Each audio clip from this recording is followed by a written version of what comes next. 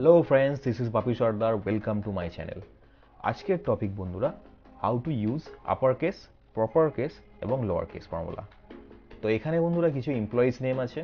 Employees নেমগুলো বন্ধুরা, কোনোটা বন্ধুরা ব্লক লেটারে, কোনোটা বন্ধুরা স্মল লেটারে।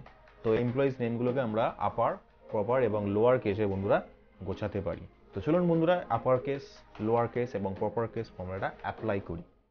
তো প্রথমে বন্ধুরা আমরা আপার কেস ফর্মুলা অ্যাপ্লাই করবো। Is equal to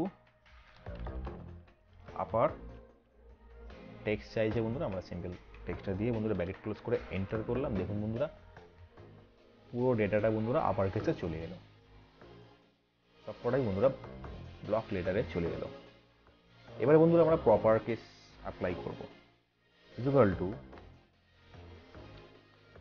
proper employees নেমের এই টেক্সটটা সিলেক্ট করলাম এবং ব্র্যাকেট ক্লোজ করে এন্টার করলাম। দেখুন বন্ধুরা ফর্মুলাটা চলে এলো। আমরা সিম্পল বন্ধুরা কপি পেস্ট করে দিলাম। তো এখানে বন্ধুরা প্রপার কেসে নেম এবং সার নেমের ফার্স্ট অ্যালফাবেটটা বন্ধুরা ব্লক লেটারে। চলুন বন্ধুরা এবার লোয়ার কেসে আমরা অ্যাপ্লাই করি।